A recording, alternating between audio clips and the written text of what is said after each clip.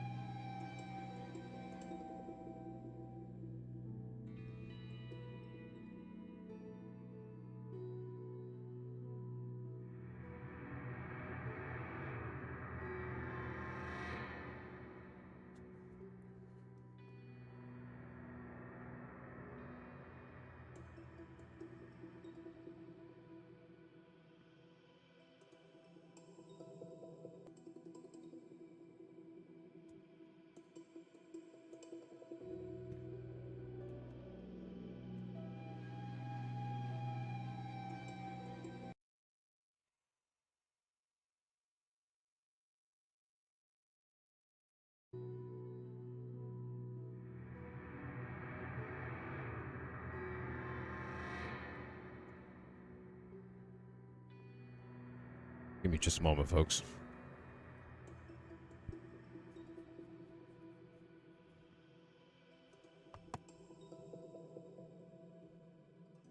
There are so many hoes on Instagram, dude. It's crazy. It sucks. It's depressing. Just seeing slut after slut after slut. Absolutely crazy.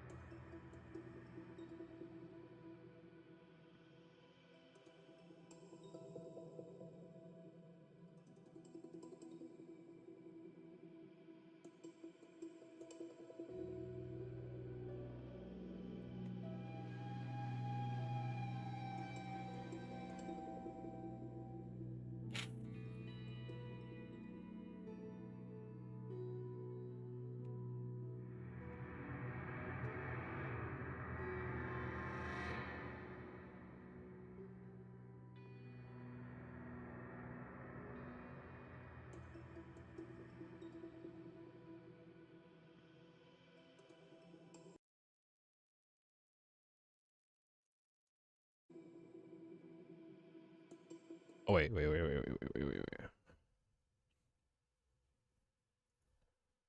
There it is.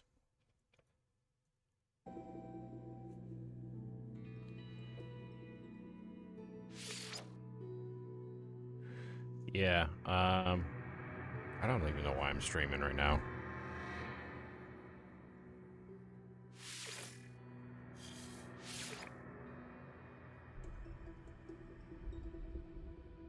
Oh. Oh. I just thought I would do it. Earlier I was having problems with my internet. Now it's better, but it still sucks. Extreme Sentinel dead. So I don't know what I'm gonna do in this. I'm just gonna mess around, I guess. Extreme Sentinel dead.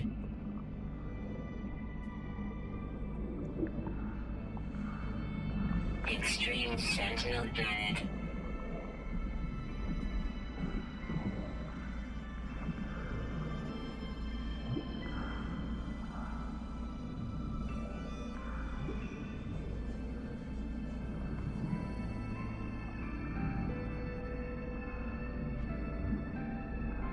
Yeah, I really don't like how the frame rate of the game is total shit when I'm streaming, though. It really fucking pisses me off.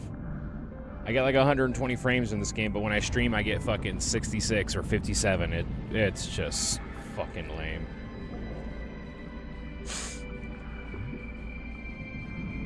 Like that right there, the shitty frame rate I'm getting right here, just from moving like this, is unacceptable to me.